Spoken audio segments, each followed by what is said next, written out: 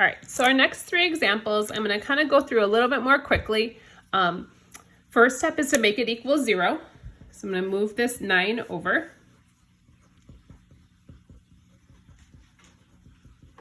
And then I'm going to list my A, B, and C. So I have my A, B, and C just listed here. So go through this now. X equals the opposite of B.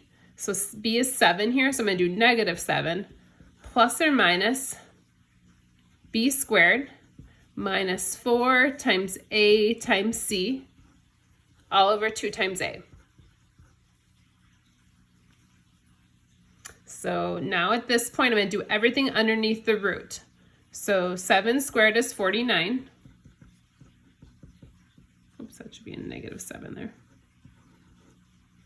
And then again, I have a negative, so that's going to be a plus. 4 times 2 times 9 is going to be 72 all over 4. And 49 and 72 is 121. And again, 121 is a perfect square. It's 11. So now I'm ready to set up my two equations.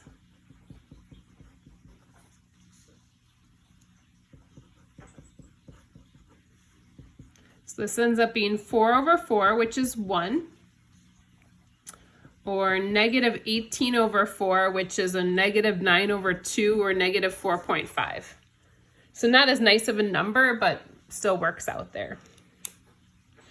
And again, I went through that more quickly because hopefully after doing one of them, it's a little bit better. I'm going to show you guys a couple of special cases. So these I got 2 answers for. I'm going to talk about 2 that either I get not exactly 2 answers for.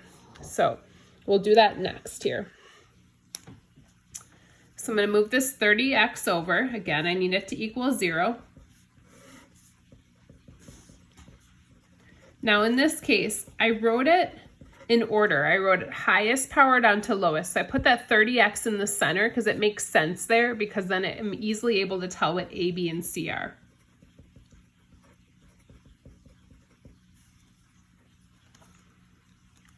So, sorry, I didn't know if you guys could see that. So now we're ready to put this all into our formula. X equals the opposite of B. So it's -30. So it's a -30, so positive, plus or minus B squared. So -30 squared minus 4 times A times C all over 2 times A. Now -30 squared is 900.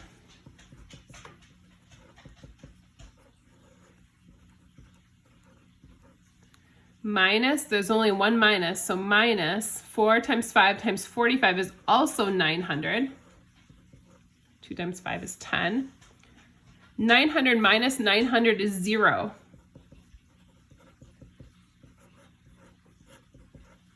Square root of 0 is just 0, and there's not a plus or minus 0.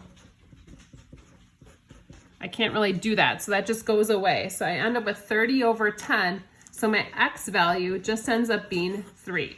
So this is one of those cases where I only get the one answer, and that's okay, because again, like thinking back to our parabola, that would mean it only hit the x-axis at the one place at 3. So it's okay to just get one answer, unlike the other ones that have had 2. So that might make you think about what would our last one be here? What kind of answer are we going to get there? So you might have some ideas. Now this one already equals 0. So I'm going to list my A, B, and C.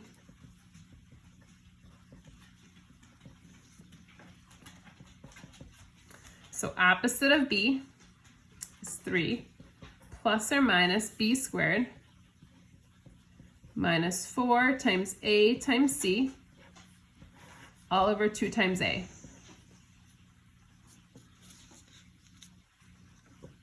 So -3 squared is going to be 9. Oops.